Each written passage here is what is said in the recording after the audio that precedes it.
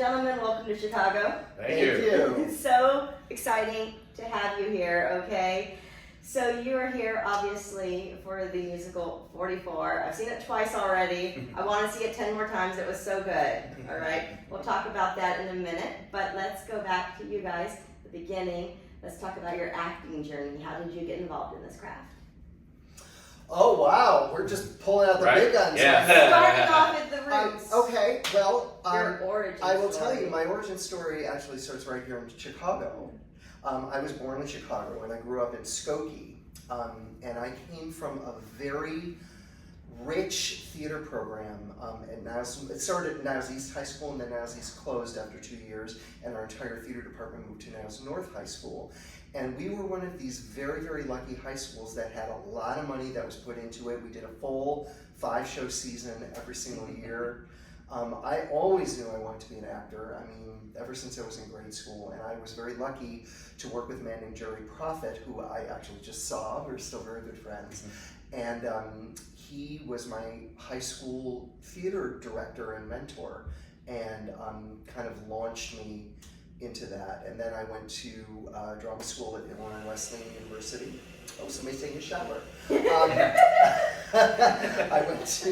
We're camped out in Michael's apartment right now, guys, so excuse the white noise. It makes a lot of really weird noises. Like, that's only I don't one. think anybody's in there. Yeah. It's just like a psycho thing or whatever you do. Well, it is partly a horror show. Yeah, there we go. Right. But yeah, so I went to Illinois Wesleyan University, majored in music and theater, then I moved to New York after that, and I lived in New York for 5.5 years. Went through a Meisner program there. I studied dance, I studied voice with Liz Kaplan. And then I eventually was working up and down the East Coast after I joined the unions, and then I decided I want nicer weather, and so I moved to Los Angeles, and I've been there for many, many years. What's wrong with our weather? This weather, I grew up with this weather. We have home movies of me in the with the big giant snowdrifts and things like that. But I wanted to work more in TV and film, and then oddly enough, my theater career started to really take off. So that's kind of the origins of where I began. Wonderful. Oh, complete opposite. I'm from San Jose, California, and I became an actor completely by accident. I was a very apathetic high school junior in San Jose, and I had to pick an elective for my junior year of high school, and I didn't want to pick anything because I didn't want to go to school. But I asked a friend of mine, what should I do? And he said, dude, sign up for a technical theater class, because you'll learn everything you need to learn in the first 2 weeks of the class, and for the rest of the time you don't do anything. And I was like, perfect. And then I didn't pay attention to what I signed up for, and I accidentally signed up for a musical theater class. And then I was just too lazy to get out of it. So I did That's theater. hilarious. Yeah, So I did it's just theater. totally by accident. Yeah, and I was like, can you sing? I'm like, I don't know, can I sing? But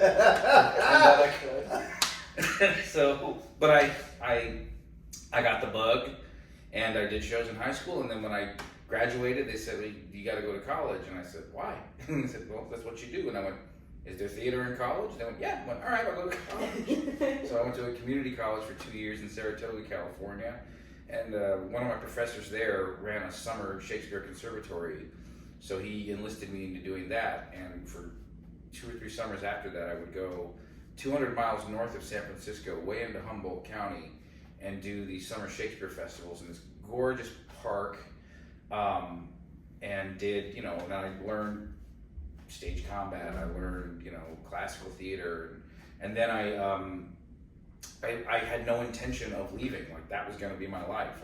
I'll do theater for my college, they'll let you do it forever, and I'll do the summer Shakespeare, and it'll be great. And then one of my friends auditioned for a conservatory in Southern California and didn't get in.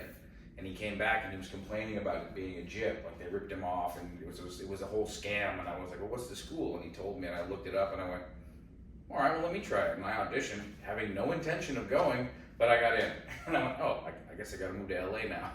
So your career is double up. Yeah, pretty much. I pretty much like Kramered my way into an acting career. And when I got down to Southern California, and I was at a 3-year conservatory program and studied with amazing acting teachers there: Diana Stevenson, Betty Carlin, Terry Hayes, all these wonderful people, a wonderful musical theater instructor named John Peck, and a man named Perry Hart, and just, I graduated, and immediately, I wanted to get into film and TV as well, but I was so, immersed in doing theater by then that the first thing I did was I joined a repertory company in North Hollywood, and just became the king of Lancashire Boulevard right there in North Hollywood. every other door was a storefront theater, and I worked in all of them for about 3.5 years, and got in front of a camera whenever I can, did some cool, really weird films that I'm sure are on Tubi right now,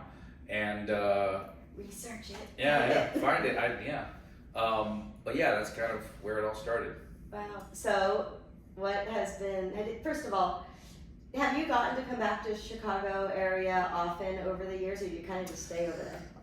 Not a lot. I have all those remember that theater program I was talking about, and when I was North High School. Well, I'm still friends with a lot of those people.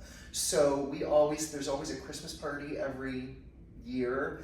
I don't often come back to see them. I do have some family here still. So it's always a treat for me because I never really got to live in the city proper as an adult. I was born in Chicago, moved to the suburbs, and then we would always come down here for theater trips and all kinds of stuff, but I never really got to experience living in Chicago, specifically downtown Chicago. And it's just been a blast because as the city just kind of unfolds. It's just like there's another thing, and then there's another thing, and then I just discovered Wilma's Barbecue on Wabash over here, and it was I rolled my eyes into the back of my head, and it was incredible. So so it's been really lovely. I don't get back often, but I do love it when I'm here. So you guys are here for a good extended amount of time, a month or so. And what have been your favorite things that you've gotten to do when you've been here, or eat, or see, or do? Like what have been the highlights for both of you? Being here for Taste of Chicago was incredible. That was fun. The food. Everybody goes on about the food, and they're not lying. They're not kidding. That was really cool. The theater's right across the street from Monument Park, and that's such a vibe and such an experience to have, and just to walk through there. The first day we were here.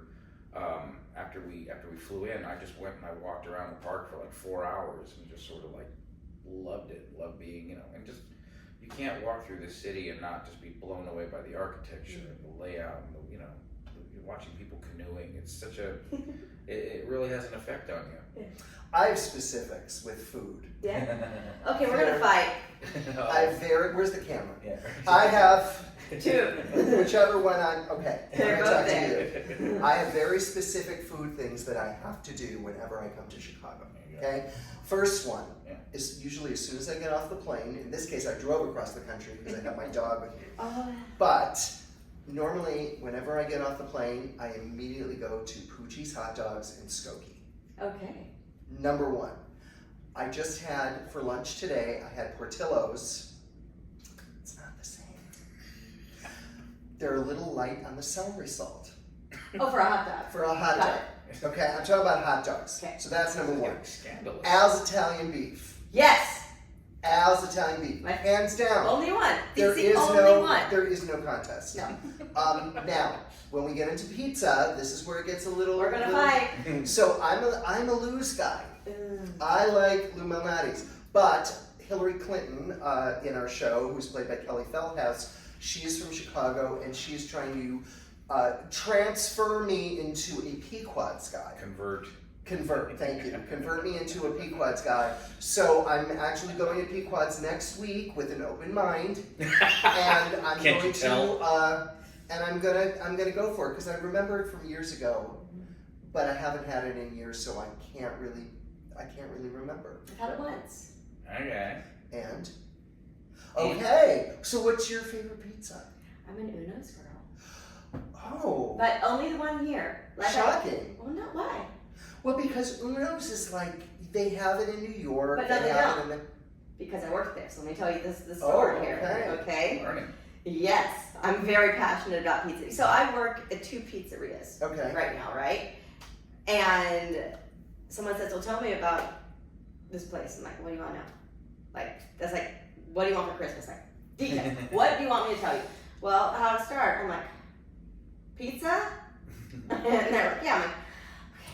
I'm like, okay. So, deep dish pizza was invented by Pizzeria Uno in 1942. Oh, and damn. then it became, I'm telling you, they drilled it into us. And then it was so popular, 2 years later, they opened Pizzeria Due, which is the one I worked at, which is where I bring people, same recipe, same pizza, same staff, sometimes the managers bounce back and forth. Everything, those two are the same. But as soon as you leave out this neighborhood, even in the suburbs, different recipe, the chains are different. But people are like, oh, I had that in Ohio. No, you didn't. No, you did not. Oh. So the only time you're going to get the original recipe is at these two locations in River North. Site specific, right? Okay, I just got schooled. Right. Yes. That's amazing. Yeah. I had no idea. Now I work at Giordano's and Paisanos. Paisanos is owned by Lou Malnati's brother, Rudy Jr. Rudy Malnati Jr. Right? You want to talk pizza? This is like a Lifetime movie. Right. This is like the Rudy Pizza Wars. Rudy Malnati Jr. was with us until 3 years ago. He died on Christmas Eve, like 3 years ago. But he was always there to micromanage us to death. But I believe that is why the pizza is so pretty good. Where Lou's like Giordano's, like Gino's, it's all franchised out now. Yeah. Right? A lot of stuff is shipped in frozen from corporate. Sauce is frozen, dough is frozen. I've never worked at Lou's. I don't know if that's how it is. But because it's so corporate, I'm assuming that things do get shipped in. At Paisanos and at Uno's still down here, everything is still made in-house. The sauce is made in-house. The dough is made in-house. At Paisanos, Interesting. they're crushing tomatoes in a bucket every morning. Wow. It's bucket sauce, okay? Crushing the tomatoes in a bucket. Uno's has the same situation. I don't remember how they make the sauce, but it's fresh like that. And so, while you're here, dude, you gotta do I'll it. try. Well, no, and I will say this about Lou's. That I can't speak to the tomatoes or the crushing process or any of that I can't stuff. because I never worked there. But I will say I know that their cheese is bought from one manufacturer in Wisconsin that has been coming there for years and years and years, which contributes to the taste of Lou's pizza. I don't know where our cheese Here. comes from, but our sausage comes from a very specific place. Wow. Just for us. Yeah. Okay. But everyone would always ask, Amazing. everyone would ask me, they're like, do Lou and Rudy fight? This is when Rudy was still alive. I said, well, Lou's been dead for like 40 years, so I don't think he knows. Oh. And they're like, oh. Mind No. But no, so yeah, we're a Malnati, but in my opinion, we're the better one. We got 4 restaurants, maybe Interesting. 5, 4 or 5. They lost a couple during COVID too, because it used to be more like 7. So just 4, period. And so Okay. it's more of a family-owned thing. Because Rudy was so involved in the business, I think that's why it's still good, because he was there to micromanage us to death, make sure everyone's doing what it's supposed to be doing. Yeah. It's now owned by the widow and the daughter. Oh. So it's still in the family. Anyway, there's my pizza rant. Right. Done Okay. pizza. You got to try. I know, I'm starving now. Oh my You god. gotta go get you some Due or some Unos though. You gotta Alright. give it a shot, Okay. man. On the list. So Pequods and Yeah. this. Then you can make your accurate assessment. I will do it. I'm Weekends. open. 2 more weekends. I'm pizza pansexual. Yeah, you got Pretty loyal. I See you bring later, everyone. then. Yes. I bring everyone to I'm Uno's. not So gonna make- there in town, that's where I'm I'm going. not making a deep dish joke at all. But I got you on Al's. Al's is my favorite. It's the only place to get a beef. Yeah. There you go. Everyone raves about the Portillo's. No. Nope. Eat my house. No, it's Eat my Al's. house. Okay, so 44. 44. What a great show. You two were involved since the beginning, yes? Yes, that's correct. Can we talk about how this started for you guys and, some history on the show? If my knowledge is correct, our writer-director Eli Bauman started writing it in 2016. He wrote the first draft of it. And That's right. he had never written a musical, had never written a play before, he'd never written a song before, if I'm not mistaken. And he wasn't sure what he was going to do with it. He he's a film and TV background as well. And also he also did work for the Obama. And he worked for Yes. the campaign. I think in Vegas. I think Yeah. it was in Las Vegas. So he has a little insight. Yeah, Yes, absolutely. definitely. And then he met Monica on a writing job. He wrote a speech. Yeah, Monica, who is from Australia, who is our lead producer, she is a philanthropist and a big supporter of the arts, not only in Australia but all over the world. And she was giving a speech for an organization, and I think it was recommended that she connect with Eli. I don't know how exactly they met. If it was probably with you, yeah. Probably through friends, but when he wound up writing a speech for her, and she delivered that speech, and it was a great, great speech, and they became friends. Yeah. And then he wound up saying, you know, I'm working on this kooky project right now. Would you want to help fund this? You know, and she said yes. Yeah. And so that's how she kind of got on board. Yeah, and then, you know, through various connections, like with Anthony Brewster, our music director, he's worked with him on things like, you know, award shows. I know that the band in our house, our incredible band, does things like the ESPY Awards and all that. And, you know, it's all you know, industry connected. They are so fantastic. They're incredible. They're great. They're great guys. He went to Brewer, and he goes, hey man, I wrote this musical. You want to take it? He's like, yeah, all right, cool. And he loved it.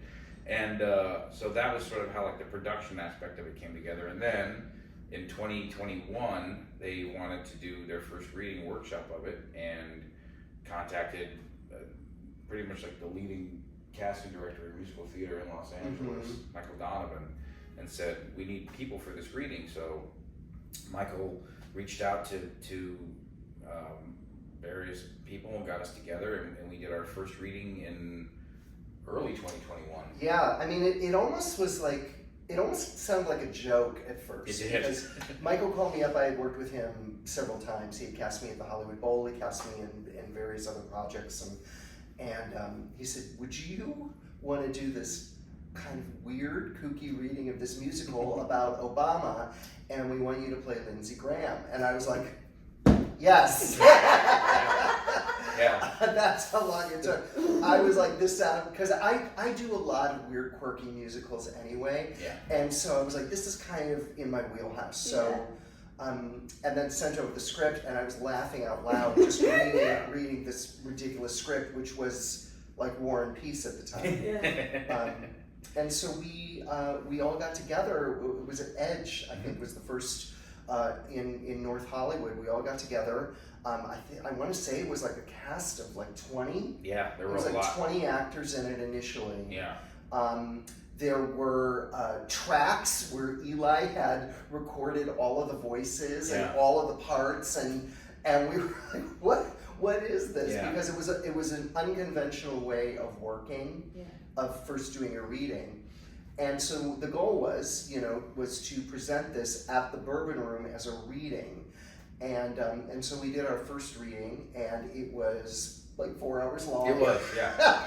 We started at 7:30. Yeah. We went to intermission at 10:30. Yeah, it was a long event. It was but Oklahoma over It there. was, it but was. it had lots of what our audiences don't really understand is that we lost a lot of very rich, amazing material, but we had to, because we really had to focus in on the story that we were telling. Yeah. And so a lot of these really great songs kind of got chipped away. Who knows? Maybe they'll come back on DVD extras or something like that, or maybe who knows.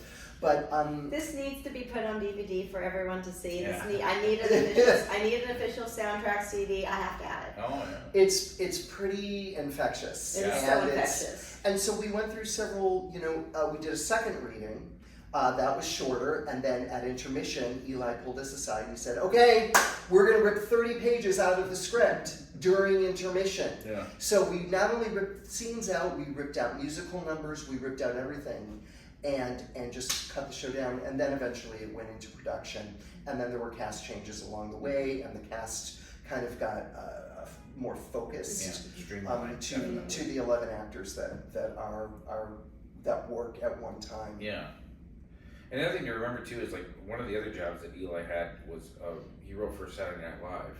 Oh. So he's used to writing Sketch comedy. But what was great, what was interesting about that was it made cutting things a lot easier because he knew how to edit so well in his own mind that he would make these really intricate cuts, and at first you'd be like, well, why are we cutting that? And then we'd see the results of it and be like, oh no, that works way better. So that was another really healthy advantage to have in those early days in terms of shaping what the show would become when it left the Bourbon Room finally. And I imagine having him working for SNL in that capacity, he got used to cutting things, so nothing is precious. Yeah, I mean, I think so. You know, as a writer myself, I will tell you, one of the hardest things to do is to kill your babies. Mm-hmm. You know, you gotta kill your babies, and it sucks because we tend to really get married to certain things, and there are certain things in this show that are very, very precious to him, and he believes in them and is going to fight for every single thing. Yeah. So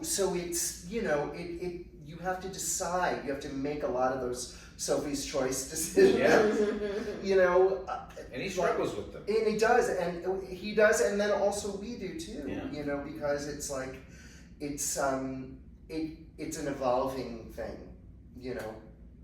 It's constantly evolving. Yeah, and those of us who are like, you know, the day winners like us, as we've gone on, we've gotten a lot better, I think, at rolling with the punches and adapting on the fly. We've had to in some instances, but it's also, again, the commonality is that the goal is to shape the show and, you know, make sure the show is tight and cohesive and still funny and still poignant and still, you know, very much this love letter to Obama that we all want it to be, and it's great because the shorthand that we all have with each other at this point is something that I think every actor dreams of on stage. Just being able to get up and, like, something might go wrong. It doesn't matter. The audience will never know it. Like, something's different or something gets switched, and it's just like we don't even bat an eye. I mean, there's like six of us, right? Or seven. Jenna was in the first. She was in the first reading, so she that was was Sarah seven. Palin. So there were 7 of us that were kind of in the OG reading that have continued on with this thing. And what Michael just said about a shorthand, we all know each other so well that it's this common vocabulary that we kind of all have, and that includes all of the people that have joined us then along the way because they've fallen into the rhythm of what the show is, and everybody in the show is just operating it on all cylinders. Yeah. So that also speaks highly of all of you guys. It's not like you can't sit with us. Oh, You know, God. like just helped them get in and then grow, and now you're all one. Yeah. because we want success for each other. You know, I mean, we want to. I've worked with people as a comedian. I've worked with people that can be selfish and will only steer things where they're getting the laugh, or it's all about them, or whatever. But in this case, I always bring it back to the like we're a volleyball team. You know, it's like somebody sets it up and then somebody else spikes it, and then this one sets it up here and then we spike it, so that we're all respectful of each other's moments in the show and where those laughs are supposed to happen. That it's not about like, look at me, No. you know. Right. Tee somebody up, let them knock It's also, it is all about look at me, but you all get your turn. That's exactly right. The whole show is look at me. Yeah. It is, but it's crafted in a way where we focus you on where to look. Everybody gets their moment, and everybody again serves up that moment for each other. And I mean, going into this too, I mean, I don't know how about you, but I've stopped counting how many readings and how many workshops that I've done over the years. And it was really, you know, I was thinking about this the other day, like I got to a point where I was in this process with some of these earlier shows and things that I've done, and like watching and learning and watching how people who are trying to create and trying to build something and trying to make something that will just sustain, which is hard enough to do, but you invariably see them make the same mistakes. Like they get impatient and they want things to happen before they're ready to happen, and then, you know, the floor falls out from under them, and that's it. And with this show, it's been really interesting because it's definitely a different approach to producing theater, but at the same time, it's still very collaborative, it's very cohesive, and it's very respectful. And again, because we all want everybody to succeed, that I think has been a missing ingredient in a lot of the shows that I've done before. Because a lot of 9 times out of 10, it is somebody wanting to be a star in an ensemble. So the fact that we've gotten this far and we're here and we're going where we're going, I think speaks a lot to that cohesiveness. It does, and it's also fresh all the time. You know, sometimes when you do a long running show, it can be mundane. You know, this is the second longest show I've ever done. The first longest show was I did The Genie in Aladdin, a musical spectacular at Disney, and I was doing that for 8.5 years, and it was, you know, it's a grind. It becomes a real grind. With something like this, where you're operating with people that are as good as everybody is, you cannot be the weak link. So when we all come into that space, we all have an understanding that this is the first time this audience is seeing it. This is how we're going to, you know, find new things in every single performance, and that's just how it's been through this whole process. It's never been like, oh my God. No. I mean, you know, sometimes it's hard. Sometimes, you know, you don't really days. feel like coming to work. But once you get into that space, once you get on the ice, as we say, it's like, oh yeah, okay, this is what we're doing, and now we're gonna dig deep and we're gonna find new tricks and new things to keep it fresh for an audience. And there's no pushing, there's no forcing. It's second nature at this point. Yeah. It really did seem to be natural for everyone, and I don't want to say that, you know, you're a natural Ted Cruz. Sorry. No, it's fine. You know what I'm gonna say right now. Say it. Fuck you, Ted Cruz. There's a song in the show. That's a song, guys. And people don't believe me when I say this. That's my favorite song in the show. Such a good song. It's one of my favorite songs too. I can't pick a favorite. They're all so catchy. I can't. Going back to Michael Donovan and the casting, when he called me, he said, all he asked me was, can you rap? And I went, what? Can you rap? I don't know. We'll find out if you can rap and send me a recording. He didn't tell me anything else. I was like, what the hell are you talking about? How does one find out if they can rap? I'm real curious. Well, it turns out I did, because I'd forgotten that I had written a rap song for another production company that I was a part of. I was like, oh yeah, I did that. I'll send him that, and hopefully that's it. And you weren't like, if you're happy and you know no, yeah, exactly. Yeah, he said. If you're happy and you know what clap That's what I was thinking. I'm like, how do I think I was rapping Boris Karloff, actually. That's what it was. But I sent that to him. He's like, okay, great. He goes, you're going to play Ted Cruz. And I was like, I'm sorry, what? He goes, you're going to play Ted Cruz and you're going to rap Green Eggs and Ham. And I was like, I'm sorry, what? Hey. Here's the thing. I say this all the time. It's like, at first I was like, oh, I don't have to be good. Nobody out there says Ted Cruz slaps. That's, you know, I can suck air at this. It'd be great. It'd be hilarious. And then they sent me the script, and I read the script, and the script was hilarious, and I was cracking up laughing at it, and I got to the filibuster, and I was like, oh, here it is, cool. But then they sent me the demo track of Eli doing it, and Eli was immaculate. Yeah. Eli was like Eminem.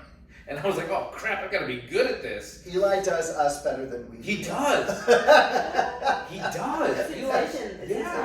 It's his voice. It really was. So I was like, oh my God, I've got to really be good at this. And thank God I do this song with Larry Cedar, who's Mitch McConnell, because Larry is a drummer. So Larry's rhythm is precise. And what? Larry's a drummer. Yeah. He plays drums? Yeah. That's the only reason. How do I not know that? Larry does everything, don't you know? Yeah, Larry's the jack of all trades. I didn't know he played drums. Yeah. Well, I play clarinet. Well, there you go. I'm gonna out Larry. Larry, as we've seen, Larry's a dancer. He is. You know, from way back, so we bonded over that. But he said, I mean, I'll have to go back to the interview, but when I was interviewing him, he's like, when I got approached to the show, they said, on a scale of 1 to 10, how can you dance? And he said 2, because he didn't want to dance. Yeah. But I'm watching the show, I'm like, he's dancing a lot. But that's what, you know, I do that too, because I used to be a dancer. Yeah. I did ballet, jazz, tap, the whole thing. And as you get older, you know, when you're younger, you're like, who wants to do a double tour in the middle of the thing? And you're like, yes, me, more stage time.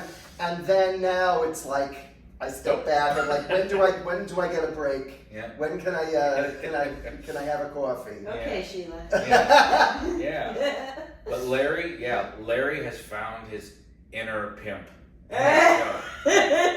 best thing about doing this show with Larry in the early days was he's basically, Mitch McConnell, if you don't know, if you haven't seen the show, Mitch McConnell is basically a political Suge Knight. Yeah. Straight up gangster. But in the early days of the show, he was getting all these references and lines and things, and he was like, what am I saying? I have no idea. What does this mean? And then we were having to explain to him what the references were. But oh my God, he leans into it so beautifully. And like the body and the physicality just kind of grew from it. And oh man, I'm in scenes with Larry now, and I have to stop myself from breaking, watching him, just standing next to him. So yeah, I couldn't ask for a better scene partner for Green Eggs and Ham. How did your characters develop over time? Did they change a lot, or they kind of how they were 4 years ago? Yeah, well, mine definitely did. You know, when I first came in, so I play, there are 3 different characters that I play in the show. Yes. I play Lindsey Graham is the main character that I play. And then in that track, I also do a character named Coexist Lady, who we call Sheila Katz.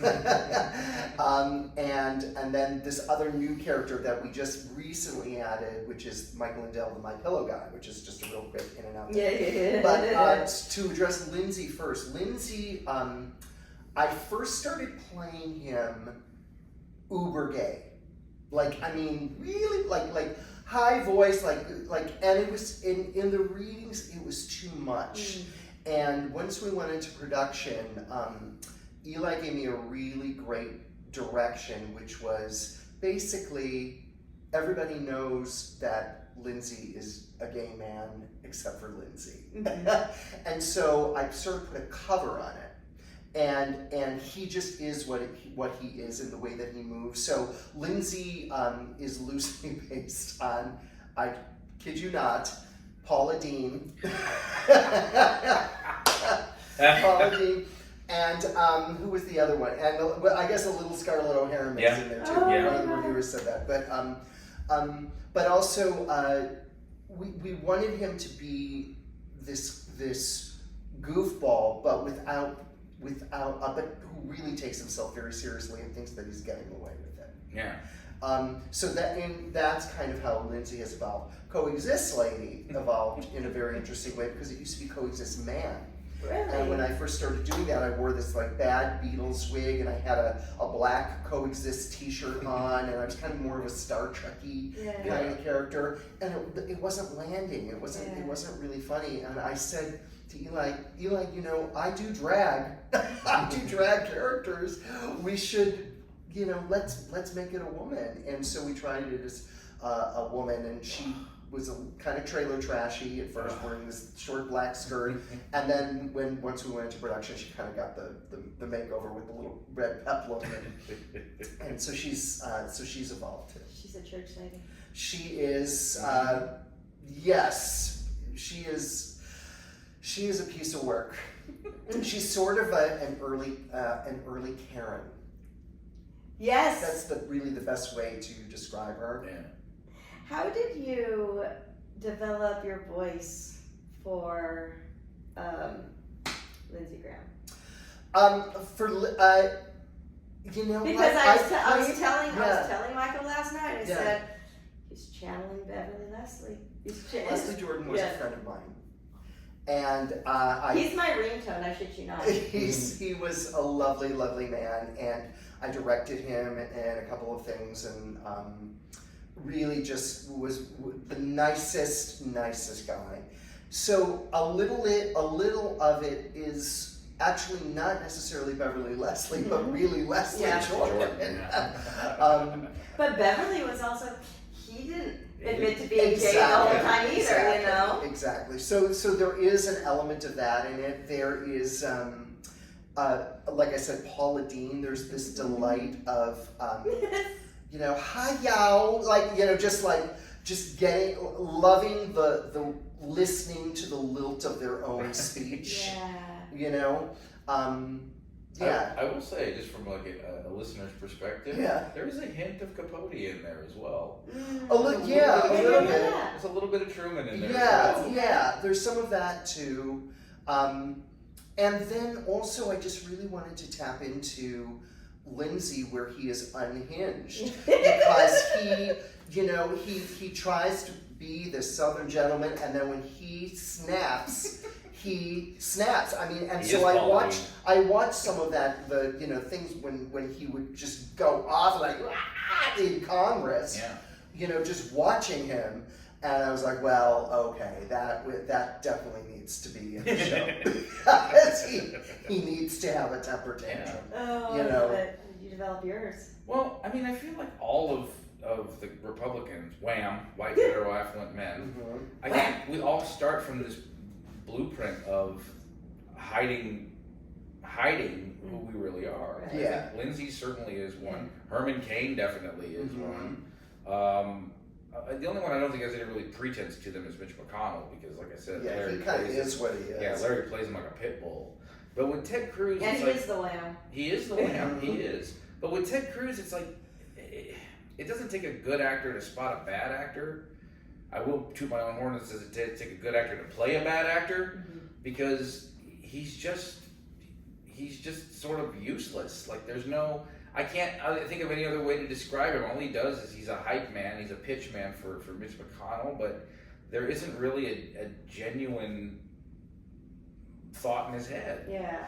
And it's very freeing for me because all I have to do is just react to what other people are doing and be really kind of slimy and condescending the whole time. And it's also interesting because both of our characters really have sort of a layer of tragedy to them, that they cannot be authentically who they are. Yep. Certainly with Lindsay and his whole thing, right? But also with you, with the whole Latino thing. Yeah, like, we both snap and there's a crack in the eye. Yeah. That is your Achilles heel. Yep. Yeah. You know? But it's like, and as far as like the evolution of the character, like I started out literally just being a complete snot. That's how Ted Cruz was in the early readings, and he didn't really have a purpose in the show. It was just like he was just kind of there to be annoying. And as the story has progressed and how the shape as the show's been molded, and we found a way for him to sort of be almost like an antagonist. Like just a needler, but in a very like direct and annoying way. And I really try to lean into it because when it gets to time to start the song "Fuck You, Ted Cruz," I want there to be a reason for that song in the show, and I want there to be, for that song to start and for the audience to hear it and go, "Oh God, yeah, he really is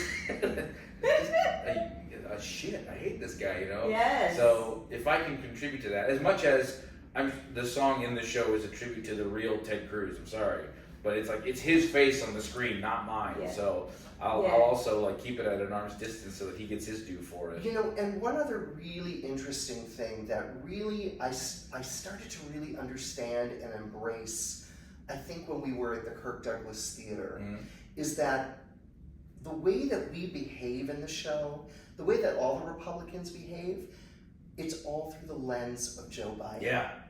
It's all through the lens of how he is seeing us. Yeah. So that's why we can kind of afford to be a little bit more bizarre because it's coming through him. That makes sense. Yeah. He is the narrator of the whole thing. Yeah. Because sometimes people are like, oh, are you guys doing impressions? Or we're like, it's like, well, we're not doing impressions. No. We're trying to get the essence of who these people are, but through the lens of the way Joe Biden is telling the story. Yeah.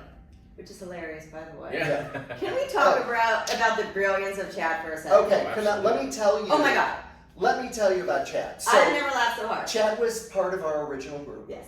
Chad was, in the beginning of the show, we all come out and we all have basically different characters. Yeah. There's like baritone believer, there's, what's yours? Yours is... Oh, not non-believer, but it was non-believer. Yeah, but it's the Republicans and Democrats Right. basically. And my character is tenor believer, because I sing the tenor part, and so that's what I do at the beginning. Well, Chad in the initial readings of it played that role. He played tenor believer, and then he also played the role of Mitt Romney, which was in the audition scene that we do, where instead of using projections, we had Chad as the same actor looking exactly the same coming out as every single Republican candidate. With a different tie on. With a different tie on. And it was hilarious and it was really funny.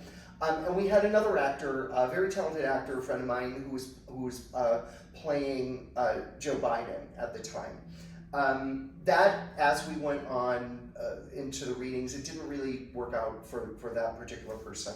And so then we were like, well, Eli was like, Chad. Yeah. Like, Chad is perfect. And so when Chad stepped into that role, it kind of created this whole, like, things became much clearer, and he found all of these Joe Biden nuances, you know, that affected all of us and affected the entire production. And between him and Eli, they crafted this role together, and they sculpted it. I mean, like scene by scene, line by line, joke by joke, and well, physical mannerisms too. Yeah, and the shoulder rub. All the that. physical stuff. But also, they also kind of discovered the tone of the show. In that regard. That I think is one of the biggest things, is that we really discovered the tone. Yeah. Once Chad started playing Joe Biden the way he was playing. Yeah. Because it affected TJ's performance as Obama. Our Hillary's had somebody like incredible to play off of, and that character grew and advanced, and then just like, you know, interactions with us as well. And he's the link.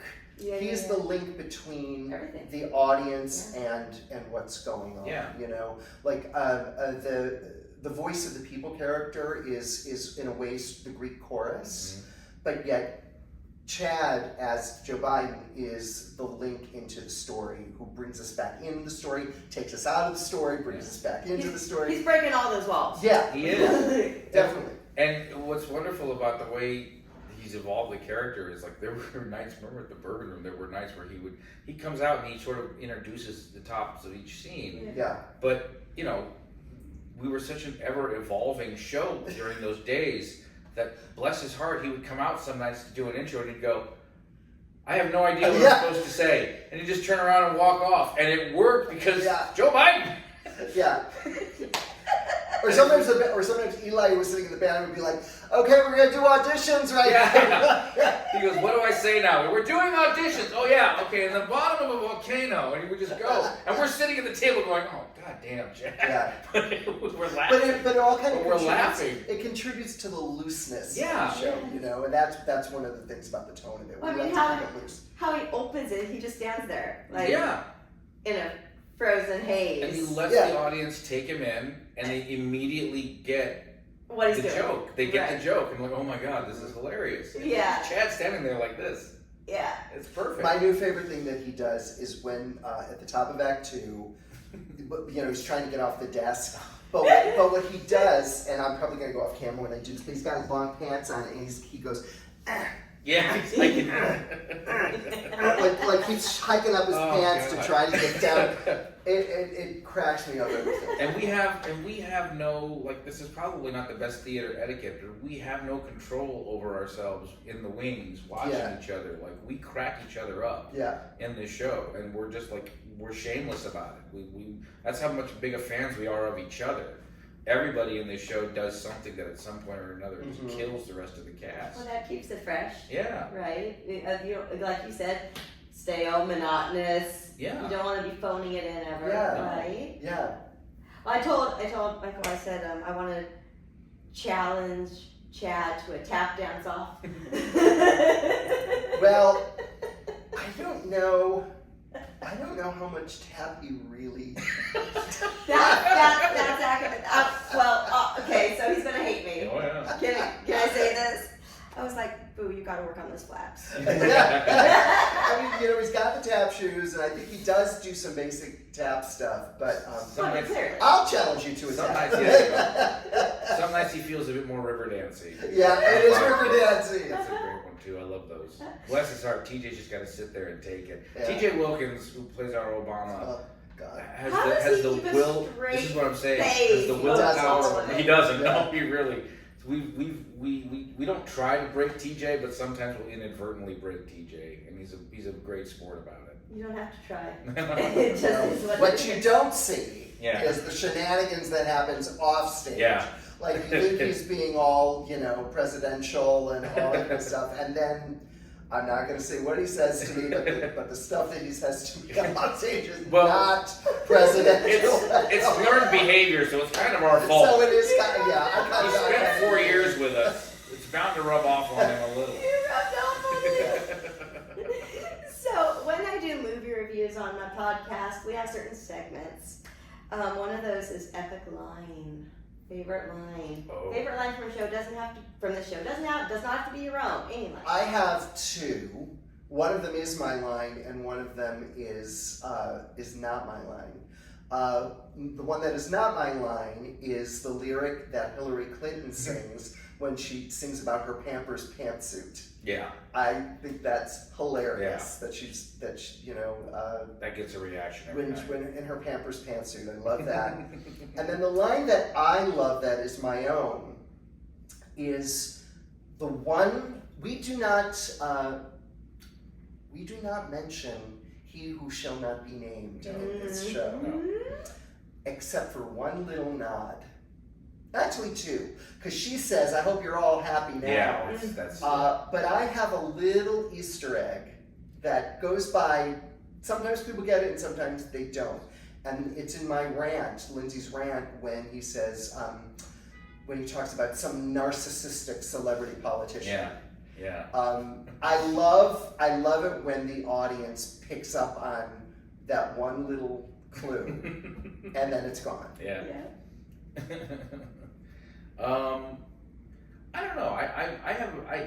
Mine is one of my lines, and I'm really proud that I get to say it, because in Filibuster, when I come out and we're about to do the green eggs and ham, I'm the only person in the show in the ridiculous absurdity of our show who gets to say, "This actually happened." Yeah. That means a lot to me, because the audience doesn't know what I'm about to do. And I forgot it actually happened. Yeah. It was like, oh yeah. And I come out there and I'm dressed like, the emaciated Kool-Aid man holding a copy of Green Eggs and Ham, and I go, "Yes, this actually happened." And then I start, and they're like, "Wait, this actually happened?" I can see people like, So, seriously? Mayor Karen Bass in Los Angeles has seen the show twice, and she came when after one of the performances. She said, "I was actually there when that actually happened." She loves to tell me that, and I was like, I said, "What did you do?" She's like, "I just sat there dumbfounded, going, what is happening?" What? I had no what is he doing? Yeah. And that's kind of like Ted Cruz in a nutshell. Yeah. What is he doing? It's like all of them. What are they doing? Yeah, but that's my favorite. Like, this actually happened. Another segment I always do is fashion moment. There's so many delectable looks in this show. What are your fashion moments? Well, I have some really interesting things to wear in the show. I don't think anybody comes close to you. I mean, in the opening, they made me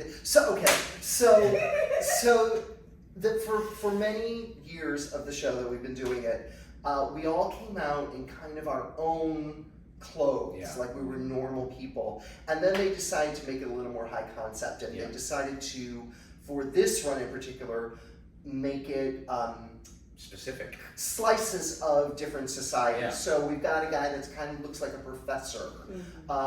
We have a girl that kind of looks like she's maybe a news reporter. He is, dressed like kind of a Republican, preppy sweater, like he's going on a golf course. Yeah. And me, they put me in a version of Coexist Lady, but they put me in this blue sweatsuit with all these symbols all over. I look like I'm a fortune teller. You look like if The Sopranos had sponsorships. I know. So that I love that sweatsuit. It's like it's great. very comfortable. It's so ridiculous. That's one of my favorites. I love that. But also I do love the looks that I have in the show. I love the red peplum dress that I wear for Cox's Lady, and I love my little seersucker Lindsay suit that I've had forever. You know. I too, like, I really love the specificity that we've had in this run. Yeah. This is the first time in 4 years I've had to have, like, costume changes, quick changes in the show.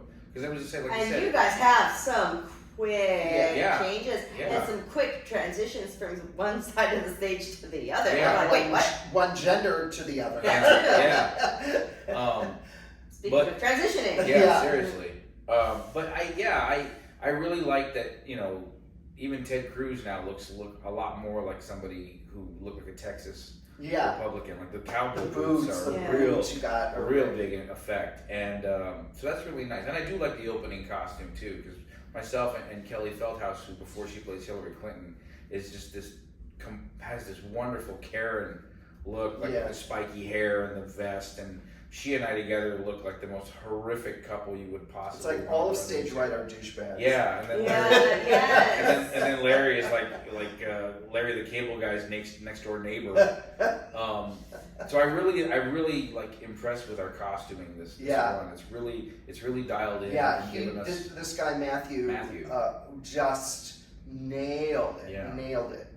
Other than my own, I've really noticed this a lot. I really love the way they've been dressing Shawnee's for Michelle. Yeah. Yeah. It's very, like, again, Matthew's eye is so great. And her costumes Our on costumes that are official opening. Yeah, and it's like, and even in the scenes with her and TJ together, like the suits that she's wearing are very like on point. Very, and really do add to the aura of Michelle. So well done, Matthew. Yeah. Even with him, because we've never had a tan suit before. Yeah, he finally gave a tan suit. We finally got a tan suit. Yeah. So, those are the ones that really stick out in my mind. I love it. So you have about, by the time we get this out, a week left in Chicago, and then off to New York. Well, off to LA first. Yeah. Okay. We're gonna go. Are you going to be performing there, or is this No, down it's rehearsal. It's rehearsal. Okay. So we'll be getting our sort of New York version ready, which I'm assuming will be very similar to what this is. But I believe we might be having a few cast shifts that are going to be happening, and then a couple of other things. And then we will fly out to New York, and then we start performances, I think, on October 14th. Yeah. We'll be at the Daryl Roth Theater, which is a fantastic off-Broadway theater that I was hoping this show would go to. Really? Specifically? All for years, because the building itself looks like a government building. Really? It looks like it's an old bank. It's a historic old bank that was transformed into a theater, and it looks like it could be the Lincoln Memorial. Yeah. You know? So our show just aesthetically is going to fit really, really well in there. One of the other reasons that we always have rehearsals, between runs is we also have to adjust our set to whatever stage we're going to be on. Yes. We've done this show on every possible kind of stage you can imagine, from like a cabaret venue to a church. Where there was no set, by the way. When it was at the Bourbon Room, it was 2 doors, 2 little stairways, and table and chairs and projection. Yeah, that was it. And that's how it was the first time we were here in Chicago at the Epiphany Center when we did it there. It was a big old cathedral, and it was bare bones. Yeah. And it wasn't until we moved to the Kirk Douglas Theater in Los Angeles where all of a sudden we got this gorgeous, very expensive set that came in and really made it more of a farce, where it has all the opening doors and swinging things all over the place. It felt like a new character. It really did, and it was fun getting used to that. Did it feel finally finished, finally completed? It did. In a version of it, at least. It did, because you're like, we're out of workshops. This is a real show now. Yeah, it really did. Like, it was like, I'll never forget that when we first started doing that at the Kirk Douglas, and we were on that stage. I was like, holy shit, it's real. This is like a Broadway set that we are on right now, and it gave me chills. Yeah. And we've adapted it for here. We'll adapt it again for Daryl Roth. Do you know how long it runs in New York? So right now we are slated to run, I think, through the beginning of December. I want to say December 7th. But there is always a possibility of an extension. How exciting! Yeah. You guys, I mean, I've told you guys in private, but you all should be very proud of what you've accomplished on this one, especially from the beginning, workshopping all these years and what it's become. Like I said, I saw it twice, and I want to see it like 10 more times. It's that good. It's that entertaining. I saw it twice in 1 week. I saw it in the previews on Sunday night, and then I came out Thursday. Yeah. So I saw it within a week twice. She saw both Michelle's. I saw you both did? Michelle's. So you saw, okay. Yeah, because I was Sunday previews, Yeah. you know, and everyone is fantastic, everyone. But I love seeing different casts because you get to see such a variety of performances. Tonight, this audience is going to see a different person tonight because we have an understudy going on for Abraham Lincoln. Oh yes, Yeah. yes. So, and he's fantastic. I'm sure. Yeah, I mean, you cannot be a weak link in this show. Our understudies, and let me give a shout out to our understudies. Yes. Understudies have the hardest job in the theater. Actually, swings have the hardest job in the theater. I've been a swing. It's really hard. And our understudies are on point. And whenever you come and see our show, that you are going to be seeing somebody that is at the top of their game. There is no like, oh, I'm just getting this little person who hangs out backstage. No, they have been working their butts off, and they know the show just as good as all of us do. Yes. So the first version I saw, our Michelle is your regular voice. Yeah, right? Voice of the People. Voice Her of name the is, People. Yes, Summer Nicole Greer. Right, and hey Summer, you know, there's 2 Summers in the cast. How can I not love the show, right? My last name is Sumner. Right, close. And then who played the voice when she played Michelle? Audrey Bartholomew. Golly. Yeah. Oh. That's a perfect example of when an understudy has to come in and like really anchor what's going on. Right from the top of the show. I mean, can we say who else Audrey understudies? Yes, we must. Who else does this Audrey understudy? Apparently, in 4 years, the only other person who can do green eggs and ham besides myself and Eli is Audrey Bartholomew. Is that what made That's that what decision? I've been told. I haven't seen it. I may have to push you down the stairs. Yeah, I may get Tanya Harding. Okay. Just No, so I alone. can be in the same room when she goes on and does that full Ted Cruz job. I would take a sick day just so that could happen, so I could see it. Yeah. I'm sick, but I'll be watching you for But and Eli too has said, he's like, I love Michael. Has never missed a show, but I'm gonna be honest here. I want to see that show, guys. I get it. I get it. Give her a So- chance. Just let it do She it. won't do it in front of me. That's the thing too. I'm like, let me hear it. She goes, no. Well, I can understand because you're so fantastic at it. It's kind of intimidating. That's how we roll. Anybody can be anybody's understudy. And speaking of costumings, like my favorite costume was like her Voice of the People costume.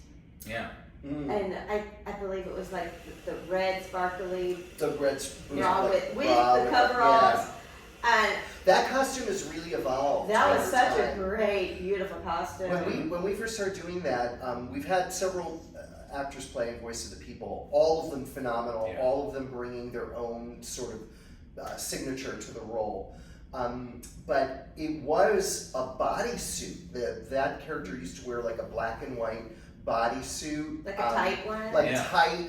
It would have like stars on it, and then it kind of evolved and changed with different people and different body types that were flattering to the people that were on stage. And it's kind of evolved into this Rosie the Riveter costume. Yeah. It was awesome. Anyways, I loved it. Okay, to wrap us up, we're going to the Delve Deck. Oh dear. The what? The Delve Deck. The Delve Deck. Delve Deck. What is that? Okay, so I've started incorporating this at the end of my interviews. It's a fun way to wrap it up because I don't even know what it's going to be. Okay. You know? So this is a set of decks. This is one of 3. produced by the company Boardwalk from Los Angeles, BORED Walk. They're an artist-owned, progressive, independent business that does graphic tees, activity books, and things like Dove decks, right? And I support them every chance I can get. I love what they stand for. I love their products, you know. So I just thought this is a fun way to start ending my interviews. And it's just, you know, some questions on these cards. I love stuff like this. Even I do. And there's all different, like, levels of depthness based on the colors, because there's some dark, some light.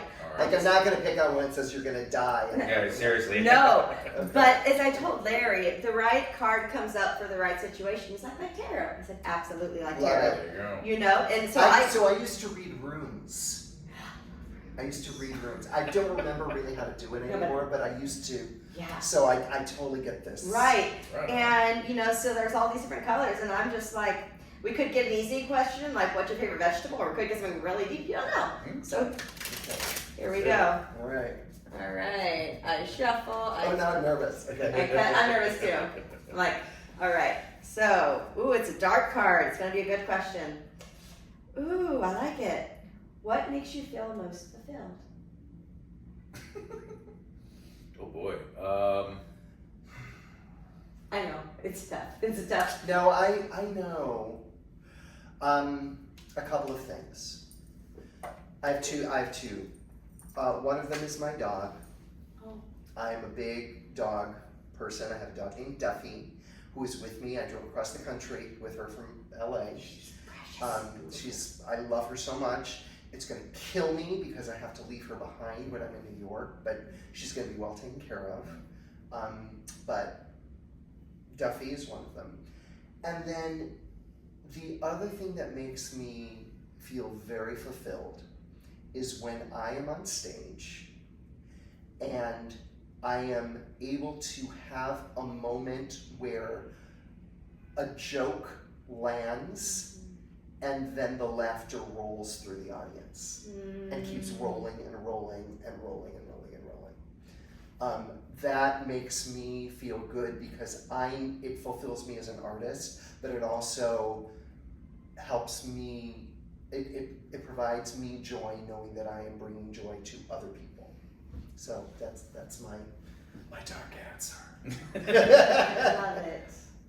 This is the joy version. They may have a grievance version. They've got a general one, but this is the joy edition. Okay. So these are some good, thought-provoking questions. But it's not like that show with James Lipton where it's like, you know, when heaven exists. Yeah. You know. What's your favorite curse word? Well, I do love what's your favorite curse word. What's your favorite curse word?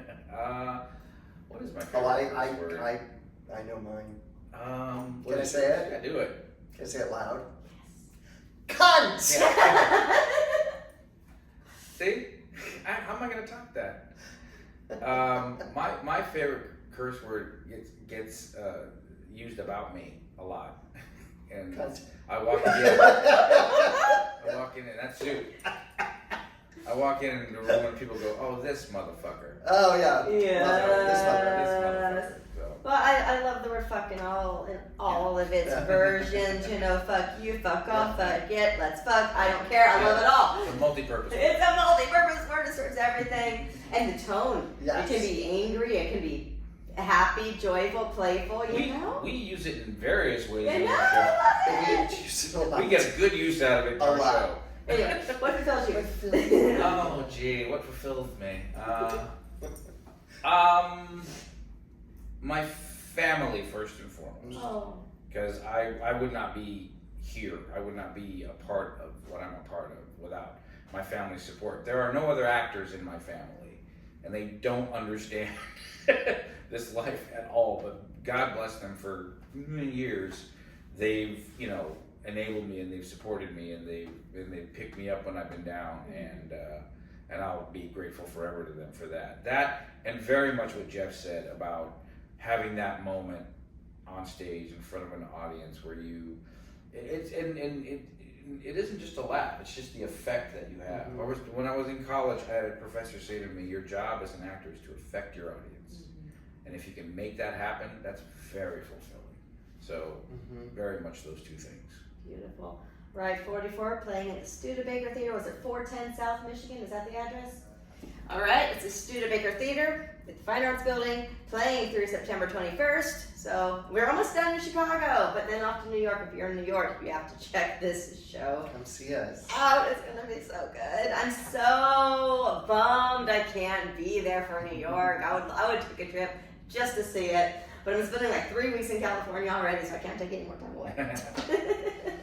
Yeah, we're excited to see what kind of effect New York is going to have on the show. Not just the show in New York. It's going to be fun. Do you know what I just realized? These are like flesh colored, and it probably looks like I'm not wearing any pants. I probably look like I'm like completely bottomless. We can burn this during couch. this entire interview. I'm It's like, fine. Like, hi, I'm naked.